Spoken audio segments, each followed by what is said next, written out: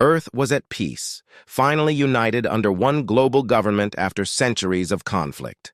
The year was 2150, and humanity had just begun exploring the stars, making contact with alien civilizations. For the first time, Earth was a member of the Galactic Council, a group of advanced species from different parts of the galaxy. They all shared knowledge and resources to ensure peace and cooperation among the stars. But this peace was about to be shattered. One quiet morning, as people went about their daily routines, a strange signal was picked up by Earth's satellites. The message came from deep space, far beyond the solar system.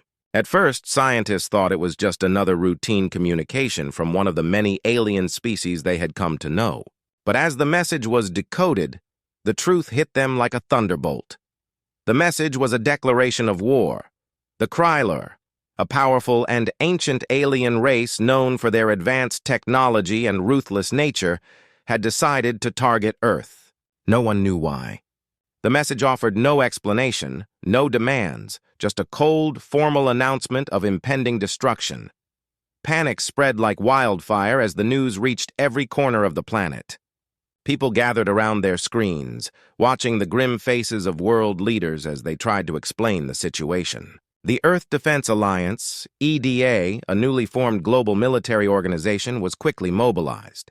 It was meant to be a symbol of Earth's commitment to peace and security in the galaxy, but now it was the planet's only hope for survival.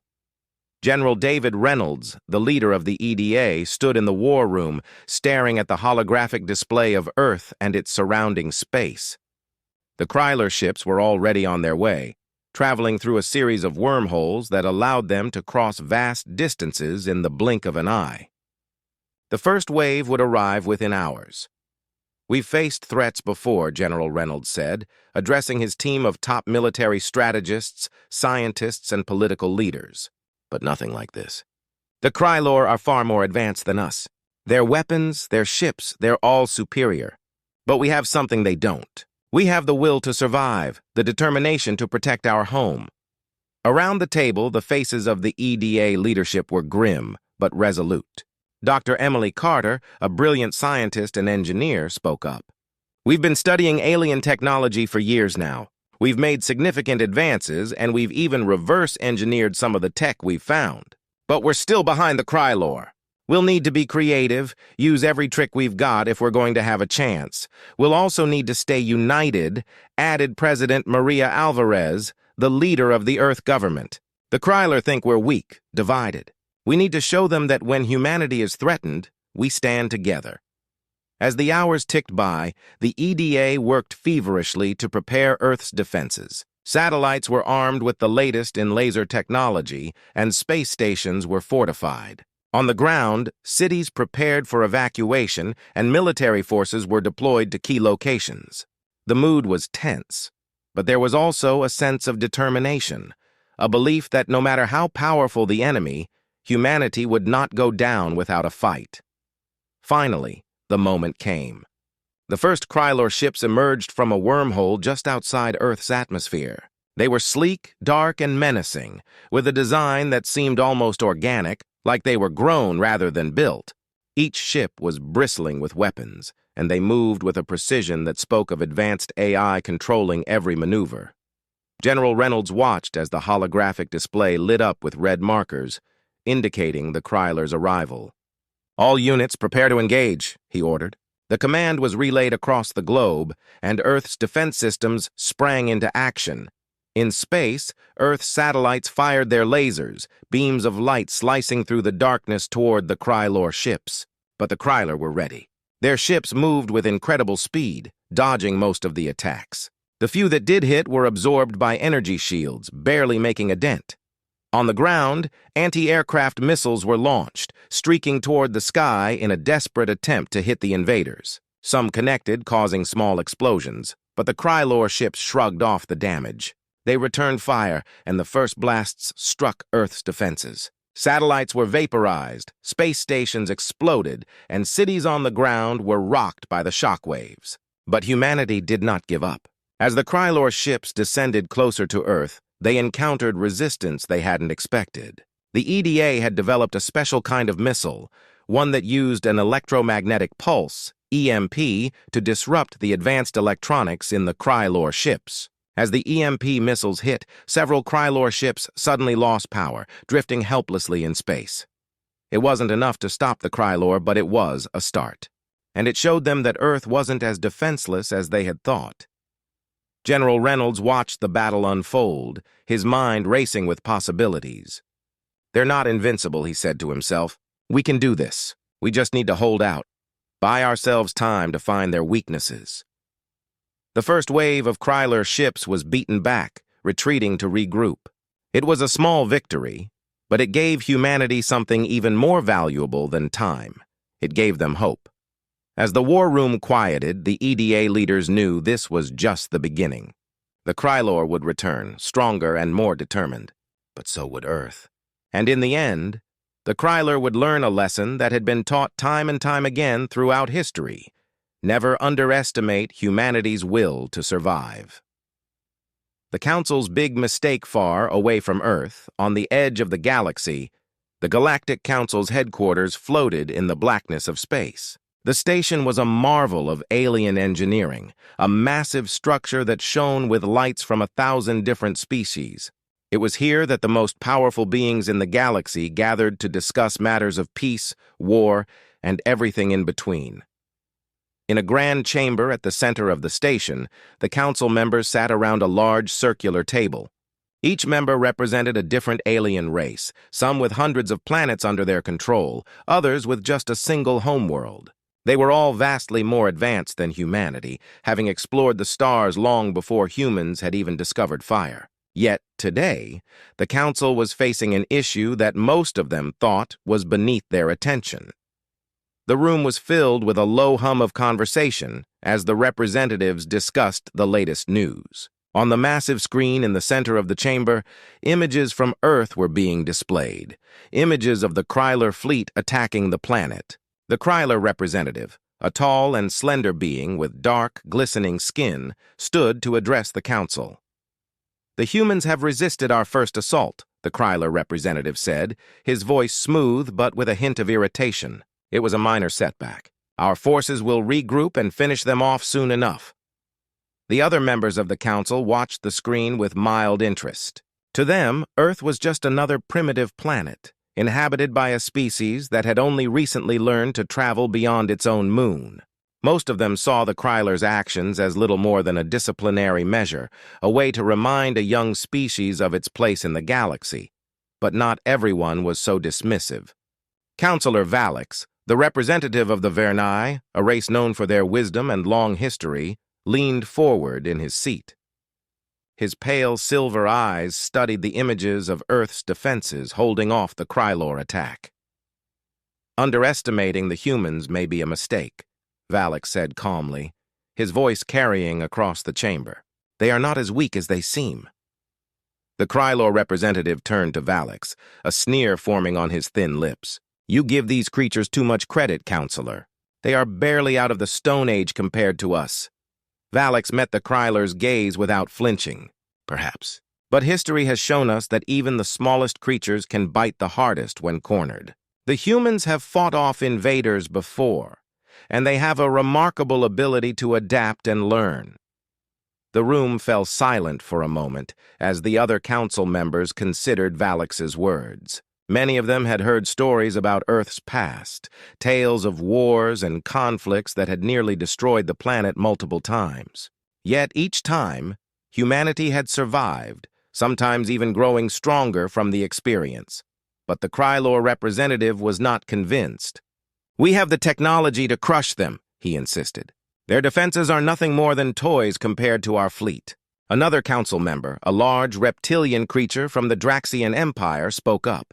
"If what Valix says is true, and the humans are more resilient than we thought, then perhaps the Krylor should reconsider their approach. A prolonged conflict could draw unwanted attention." The Krylor representative's eyes narrowed. "Are you suggesting that the Krylor cannot handle a single planet? Our forces are more than capable of dealing with these upstarts." Valix raised a hand, signaling for calm. "No one is questioning the Krylor's strength, but wisdom and strength must go hand in hand. If the humans are pushed too hard, they may resort to desperate measures, and desperation can lead to unpredictable outcomes. The council murmured in agreement, but the Kryler representative remained stubborn. "We will not be deterred by the ramblings of an old species that has forgotten how to fight," he said coldly. "The Krylor will proceed as planned. The humans will be dealt with swiftly and decisively." Valak sighed softly, sensing that his words were falling on deaf ears. He had seen this kind of arrogance before, in the long history of the galaxy. Too often, powerful empires underestimated those they considered weaker, only to find themselves caught in wars that drained their resources and shattered their pride. "Very well," Valak said, leaning back in his seat. "But remember this, Kryler, the humans may surprise you. They are a young species, yes, but they have survived on a planet filled with challenges. They are clever, resourceful, and above all, they are driven by a strong will to protect their home. Do not underestimate them." The Kryler representative waved off Valak's warning with a dismissive gesture. "We shall see, Counselor. We shall see." The council session continued, but the focus shifted to other matters. For most of the members, the fate of Earth was a minor issue, one that didn't require their full attention. They discussed trade agreements, territorial disputes, and other galactic affairs, with only occasional references to the ongoing conflict with Earth. Valak remained silent for the rest of the session, his thoughts lingering on the images of Earth's battle against the Krylor. He had a deep respect for the humans, having studied their history and culture. He knew they were a species capable of great violence, but also of great compassion and ingenuity. In his long life, Valak had seen many empires rise and fall, and he couldn't shake the feeling that the Krylor were making a grave mistake by provoking humanity. As the session ended and the council members began to leave, Valak approached the Krylor representative. "I hope you are prepared for what may come," he said quietly. "The humans will not go down easily. If you continue to push them, you may find that they are much stronger than you ever imagined." The Krylor representative sneered again. "Your concern is noted, Counselor, but unnecessary. The Krylor will prevail. We always do." Valak watched the Krylor leave, a sense of unease settling in his chest. He had done all he could to warn them, but now it was up to the Krylor to decide their fate. And perhaps, in the process, they would learn a lesson that many before them had learned the hard way: never underestimate the resolve of those who fight for their home. As Valak turned to leave the chamber, he couldn't help but think that the galaxy was on the brink of something far more significant than a simple skirmish. The humans were about to show the galaxy what they were truly capable of, and Valak suspected that the consequences would be felt far and wide. Earth fights back. The skies over Earth were ablaze with the glow of battle. Krylor ships, sleek and dark, streaked through the atmosphere, their weapons raining down destruction on the planet below. Cities that had stood for centuries were reduced to rubble in seconds, their once bustling streets now filled with smoke and debris. The Krylor had come with the intent to conquer, but they were about to face something they hadn't expected: humanity's unyielding spirit. In the command center of the Earth Defense Alliance, EDA, General David Reynolds stood at the heart of the chaos. The room was filled with the sounds of alarms, the frantic voices of operators relaying information, and the constant hum of machinery. On the large screens surrounding him, live feeds showed the devastation occurring across the planet. But amidst the destruction, there were also flashes of hope, moments where humanity struck back. "Status report!" General Reynolds barked, his voice cutting through the noise.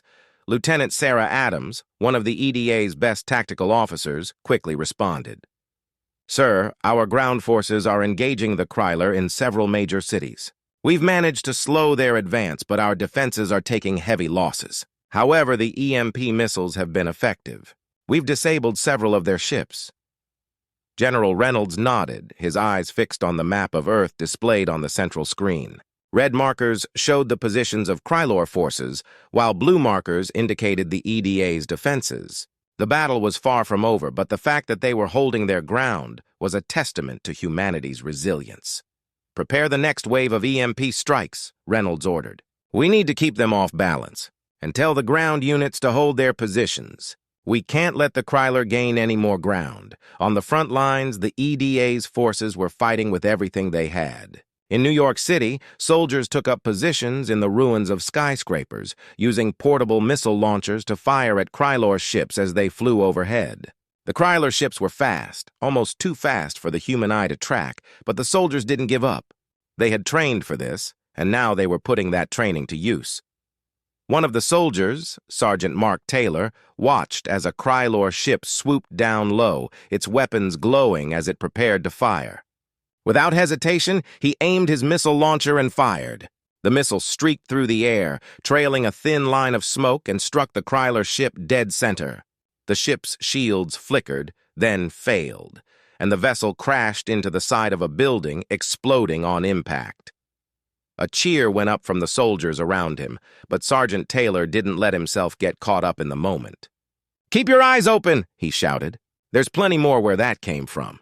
In space, the battle was just as intense. Earth's satellites, armed with newly developed laser cannons, fired continuously at the Krylor ships. These satellites had been upgraded with alien technology that Earth had reverse-engineered, making them far more powerful than anything humanity had before. But the Krylor ships were still formidable opponents.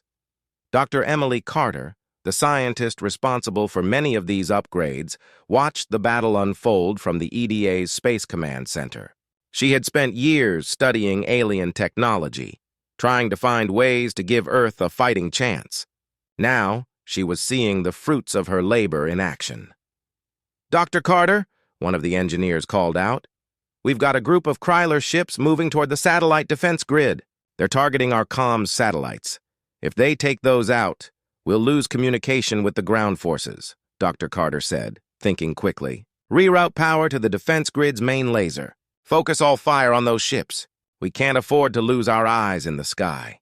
The engineers worked furiously, and moments later the main laser cannon fired a powerful beam of energy. It struck one of the approaching Krylor ships, slicing through its shields and tearing it apart. The other ships quickly maneuvered to avoid a similar fate, but the delay bought Earth's forces valuable time.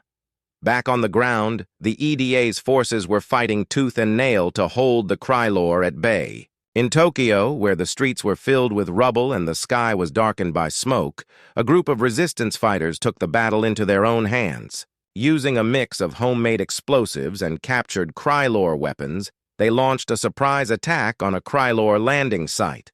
The leader of the group, Hiro Tanaka, knew they were outmatched in terms of firepower, but they had the element of surprise. As the Krylor troops disembarked from their ships, the resistance fighters struck. Explosions rocked the landing site, and the Krylor troops were thrown into disarray. In the chaos, the resistance fighters pressed their advantage, taking out as many of the invaders as they could before retreating back into the city's maze of alleys and underground tunnels. News of the resistance's success spread quickly, boosting morale among the EDA's forces. It wasn't just the military fighting back, it was everyone. People across the world, from soldiers to civilians, were standing up to the Krylor in any way they could. Humanity was showing the galaxy that they would not be conquered so easily. As the battle raged on, General Reynolds knew that they were still in a precarious position. The Krylor were relentless, and Earth's defenses were being pushed to their limits. But for every blow the Krylor dealt, humanity struck back with equal ferocity. They had learned to adapt, to use whatever resources were available, and to turn the enemy's strength against them. In the end, the Krylor began to retreat. It wasn't a full withdrawal. They were too proud for that, but it was a sign that they had underestimated Earth's defenses. The Krylor ships pulled back, regrouping for another attack, but the damage had been done. Humanity had shown that they were not an easy target, and that they were willing to fight for their survival with everything they had. As the skies cleared and the smoke began to settle, a cautious sense of relief spread through the EDA's ranks. They had survived the first major battle of the war, but they all knew that this was just the beginning. The Krylor would return, and next time, they would come even stronger. But so would Earth. General Reynolds looked out over the command center, seeing the tired but determined faces of his team. "We did good today," he said, his voice steady. "But this fight is far from over. Let's prepare for the next round. Across the planet, people began to rebuild, to regroup, and to ready themselves for the battles ahead. Earth had fought back, and they had won this round. But the war was far from over, and everyone knew that the hardest battles were yet to come. Striking back, the Krylor fleet hovered in the outer atmosphere, regrouping after their failed assault on Earth. Their sleek, menacing ships glinted under the light of distant stars, a stark contrast to the battered yet resilient planet below. The Krylor commanders were furious. They had expected an easy victory, but Earth had fought back with a ferocity that caught them off guard. In the heart of the Krylor flagship, Commander Zorak, a towering figure with cold, calculating eyes, reviewed the battle reports. He could not comprehend how a species as primitive as humans had managed to repel their forces. The Krylor were the dominant race in the galaxy, feared and respected by all. The idea that Earth could pose any real threat was almost laughable. Almost. But the facts were undeniable.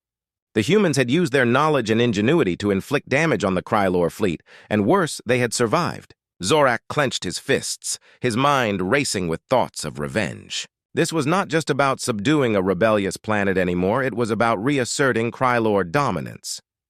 We underestimated them, Zorak admitted grudgingly to his second-in-command. Lieutenant Varrock, a wiry and shrewd officer known for his tactical brilliance. These humans have proven to be more resourceful than we anticipated. Lieutenant Varrock nodded, his expression serious. They adapted quickly, Commander. They used technology they barely understood against us, and it worked. We need to adjust our strategy if we are to finish what we started. Zorak's eyes narrowed. We will not be defeated by these creatures, he growled. But we must approach this carefully. We've been playing defense long enough. It's time we go on the offensive, strike at their heart. Meanwhile, on Earth, the EDA Command Center was abuzz with activity. After their surprising victory in repelling the first wave, the mood was cautiously optimistic. But they knew that the Krylor would return, and they needed to be ready. General David Reynolds stood at the center of the room, surrounded by screens showing live feeds from all over the world. He knew that they couldn't just keep defending. They needed to take the fight to the Krylor. We can't sit back and wait for them to attack us again, Reynolds said, addressing his top officers. We need to hit them where it hurts. If we can disrupt their operations, take out some of their key ships, we can buy ourselves more time and maybe even turn the tide of this war. Dr. Emily Carter, who had been instrumental in developing Earth's advanced weapons, stepped forward with a plan. We've been working on something that might give us the edge we need, she said. A prototype stealth ship equipped with a new type of cloaking technology. It's not perfect, but it might be just enough to slip past their defenses and strike at the heart of their fleet. The room fell silent as everyone considered the implications. A stealth ship could be their best chance at delivering a critical blow to the Krylor, but it was also incredibly risky. Reynolds considered the plan carefully. What's the target? He asked. Dr. Carter pulled up a holographic map of the Krylor fleet. The Krylor flagship, she said, pointing to the largest ship in the fleet. It's heavily armed and protected, but if we can disable or destroy it, we'll throw their entire command structure into disarray. It might even force them to retreat. Reynolds nodded, his mind made up. We'll do it. We'll send a small elite team to pilot the ship. If we're going to strike back, we need to make it count. The mission was quickly put into motion. The stealth ship, codenamed Ghost, was prepped and ready within hours. It was a sleek, black craft, designed for speed and stealth, with advanced cloaking technology that made it nearly invisible to Krylor sensors. The best pilot in the EDA, Captain Elena Vasquez, was chosen to lead the mission. She was known for her calm under pressure and her ability to get the job done no matter the odds. As the Ghost prepared for launch, General Reynolds spoke to Captain Vasquez one last time. This mission is critical, he said. If we can take out their flagship, it could change the course of this war. But remember, the Krylor won't go down easily. Be careful out there. Captain Vasquez nodded, her face set in determination. We'll get it done, sir. For Earth. The Ghost launched into space, its engines humming quietly as it sped toward the Krylor fleet. The cloaking technology activated, and the ship vanished from sight, slipping through the Kryler's defenses like a shadow. Inside the ship, the atmosphere was tense but focused. Captain Vasquez and her crew knew the risks, but they were ready. As they approached the Krylor flagship, the Ghost's sensors picked up the ship's formidable defenses. The Krylor weren't taking any chances. The flagship was surrounded by smaller ships and a network of automated turrets. But the Ghost's cloaking held, and they passed through undetected. Captain Vasquez guided the Ghost to the underbelly of the flagship, where they targeted the ship's primary reactor. "This is it," she said, her voice steady. "Prepare to fire." The Ghost unleashed its payload, a series of high-yield missiles designed to penetrate the flagship's armor. The missiles struck true, punching through the hull and detonating inside the reactor. A massive explosion ripped through the flagship, sending shockwaves through the surrounding ships. The Kryler flagship shuddered, its lights flickering as systems failed. On the Kryler bridge, Commander Zorak was thrown from his command chair as the ship was rocked by the explosion. Alarms blared and smoke filled the air. "What happened?" Zorak demanded, struggling to his feet. "We've been hit!" Leighton Varrock shouted over the chaos. "The reactor is critical. We need to evacuate." But it was too late. The Kryler flagship, once a symbol of their unstoppable power, was now a dying hulk, its systems failing one by one. As the Ghost sped away, cloaking reactivated, the flagship exploded in a blinding flash, taking with it a large portion of the Krylor fleet. Back on Earth, cheers erupted in the EDA command center as the news came in. The mission was a success. Earth had struck back, and the Kryler had been dealt a devastating blow. General Reynolds allowed himself a rare smile. "We did it," he said quietly. "We actually did it." But even as the celebrations began, Reynolds knew that the war was far from over. The Krylor would return, angrier and more determined than ever. But now Earth had proven that they could not only defend themselves, but also take the fight to their enemies. The tide was beginning to turn, and humanity was ready for whatever came next. The Galactic Council chamber, usually a place of calm deliberation and diplomacy, was now in chaos. Representatives from countless star systems, each one a powerful leader in their own right, argued and shouted over one another. The recent events on Earth had shaken the entire galaxy, and the Council was struggling to regain control. At the head of the chamber, High Chancellor Vortan struggled to maintain order. His voice, usually commanding respect, was barely audible over the din. The Council had never faced a crisis like this before. A member race, the Kryler, had been humiliated in battle by a species the Council had long considered inferior. The very idea was unthinkable, yet here they were. "Order! I demand order in this chamber." Vortan's voice finally broke through the noise, and the representatives reluctantly quieted down, their eyes fixed on the Chancellor. Vortan, a seasoned diplomat with centuries of experience, had never seen the Council so divided. "The reports are clear," Vortan began, his tone measured but tense. "The Krylor fleet has suffered a devastating defeat at the hands of the humans of Earth. Their flagship destroyed, their forces in disarray. This is a situation we must address immediately." Ambassador Kelros, the Krylor representative, stood to speak. His face was twisted in anger, his usually smooth skin rippling with barely contained fury. "This is an outrage," he snarled. "The Kryler are the mightiest race in the galaxy, yet we have been humiliated by these primitives." Murmurs of agreement spread through the chamber, but there were also voices of dissent. Ambassador Talia of the Ryloth system, a race known for their wisdom and patience, rose to speak. "The humans have shown incredible resilience and ingenuity," she said, her voice calm but firm. "We must acknowledge that we underestimated them. Perhaps it is time to reconsider our stance towards Earth." Kelros turned on her, his eyes blazing.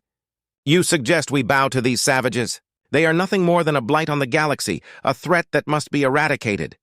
Talia met his gaze without flinching. "I suggest that we act with wisdom, not arrogance. The Kryler have brought this situation upon themselves with their aggression. The humans were defending their home. What did you expect?" The chamber erupted into argument once more, with some representatives siding with Kelros, while others supported Talia. The debate grew more heated by the second, with voices rising in anger and accusations flying. The unity that the Council prided itself on was crumbling before Vortan's eyes. Vortan knew he had to regain control before things spiraled further out of hand. He raised his voice again, louder this time, demanding silence. "Enough!" he shouted, slamming his hand down on the table in front of him. "This bickering serves no one. We must focus on what comes next." The chamber fell silent once more, though the tension was palpable. Vortan took a deep breath, choosing his next words carefully. "The Krylers' actions have indeed put us in a precarious position," he said, "but we must not let their failure dictate our response. The Council must act with deliberation and foresight. We cannot afford to be rash." Kelros, still seething, spoke again, but his tone was more controlled this time. "What do you propose, Chancellor? Do we let the humans' victory stand unchallenged? What message does that send to the rest of the galaxy?" Vortan met Kelros's gaze, his expression unreadable. "I propose that we take a measured approach," he said. "The Krylor have suffered a setback, yes, but that does not mean we are powerless. We must reassess our strategy, consider all our options. Perhaps direct confrontation is not the answer." This suggestion sparked murmurs of surprise throughout the chamber. The idea of not retaliating immediately was almost unheard of, especially against a species that had defied the Krylor so openly. But there were those who nodded in agreement, recognizing the wisdom in Vortan's words. Ambassador Zarin of the Elythian Coalition, a race known for their strategic thinking, spoke up. "The Chancellor is right. A hasty retaliation could lead to greater losses. The humans have proven themselves resourceful and dangerous. We must be cautious in our next move." Kelros, however, was not swayed. "Caution? Caution will make us look weak. The Krylor demand retribution for this insult. If the Council will not support us, we will act alone." This threat sent a ripple of unease through the chamber. The Krylor were powerful, but acting without the Council's backing could destabilize the entire region. Vortan knew that they couldn't afford to let this escalate further. "You will do no such thing," Vortan said sharply. "The Council will decide on a course of action together. We are a united body, and we will act as one. The Krylor will not act independently. Such actions could have disastrous consequences for all of us." Kelros glared at Vortan, but he knew that defying the Council outright would isolate the Krylor.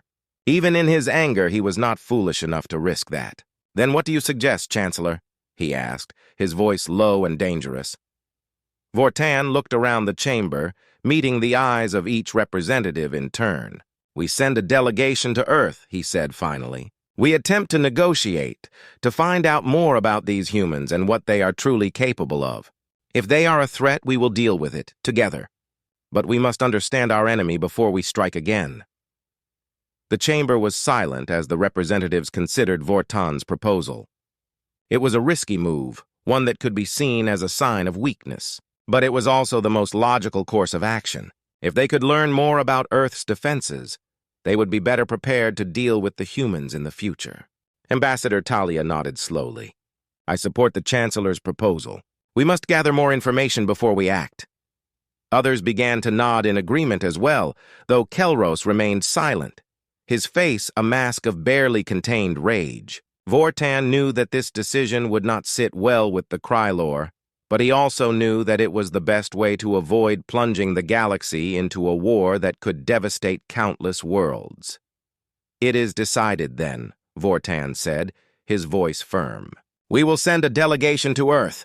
We will learn all we can, and then we will decide our next move. This council will not be drawn into reckless action."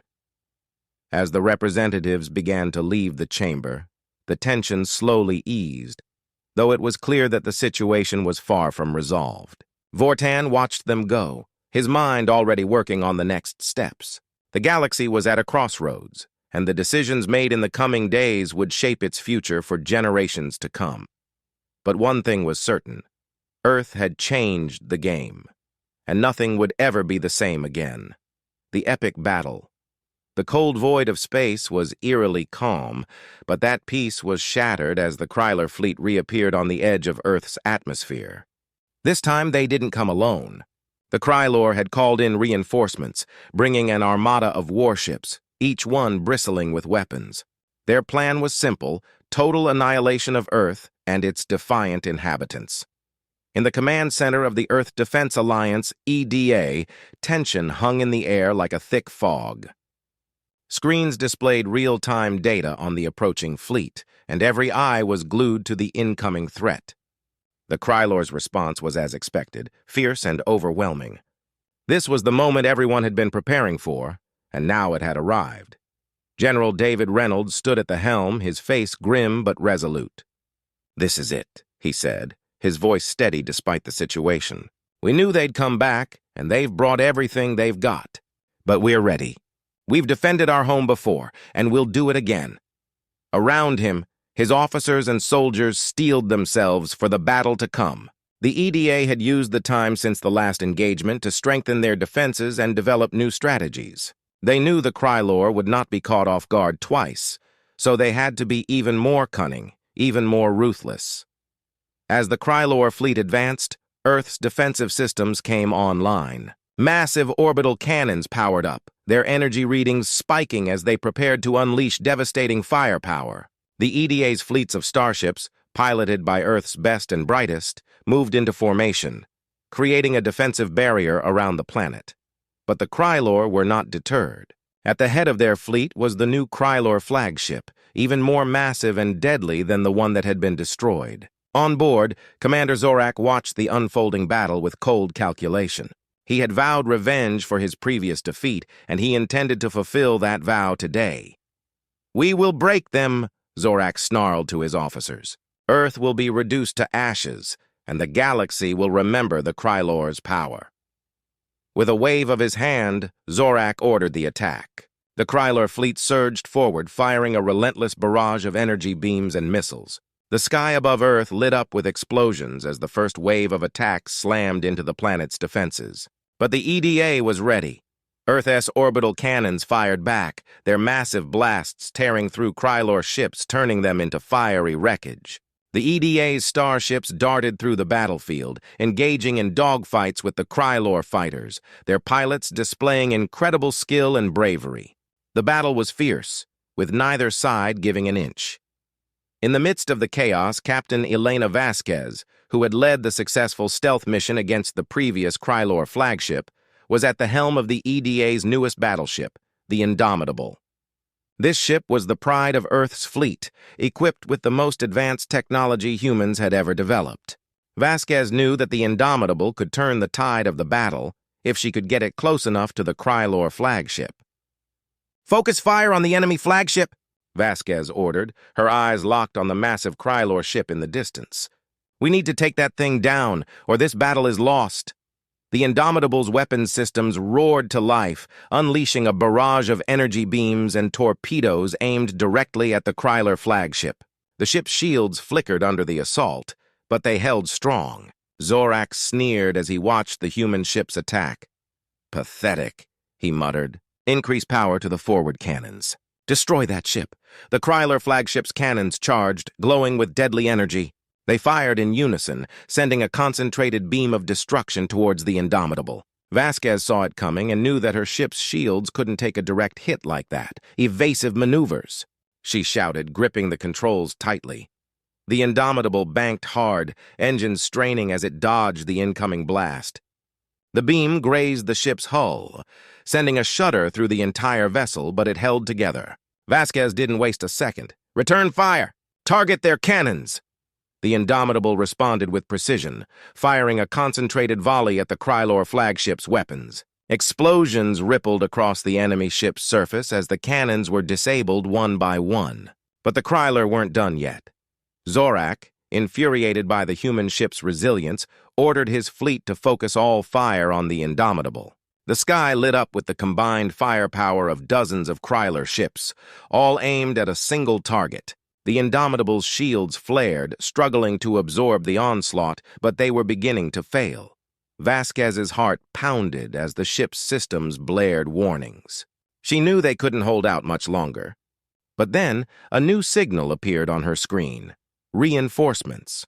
From the far side of the battlefield, a second wave of EDA ships appeared, led by the USS Resolute, another powerful battleship. At its helm was Captain Marcus Lee, a veteran commander known for his strategic brilliance. "Hang in there, Indomitable!" Lee's voice crackled over the comms. "We've got your back." The Resolute and its accompanying ships charged into the fray, their weapons blazing. They tore into the Kryler fleet with renewed fury, drawing fire away from the Indomitable and giving Vasquez the opening she needed. "Thank you, Resolute," Vasquez replied, her voice filled with determination. "Now let's finish this." With the Kryler fleet distracted, the Indomitable powered up its main cannon, a massive railgun capable of piercing through even the toughest shields. Vasquez lined up the shot, her target clear, the Krylor flagship's reactor core. "Fire!" she commanded. The railgun fired, a blinding bolt of energy streaking across space. It hit the Krylor flagship dead center, punching through its shields and hull with unstoppable force. The reactor core exploded in a brilliant flash of light, consuming the entire ship in a massive fireball. Commander Zorak's final scream of rage echoed through the bridge as the flagship disintegrated, taking him and much of the Krylor fleet with it. The remaining Krylor ships, leaderless and in disarray, began to retreat, their morale shattered. As the EDA ships mopped up the remnants of the Krylor forces, cheers erupted across Earth. The battle had been brutal, but against all odds, humanity had won. The Krylor's might had been broken, and Earth stood victorious. In the command center, General Reynolds allowed himself a moment of relief. The cost had been high, but they had done it. They had faced the galaxy's greatest threat and emerged triumphant.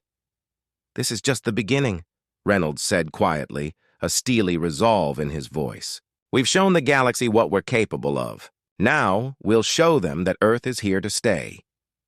The battle was over, and the stars once again seemed to return to their cold, indifferent silence.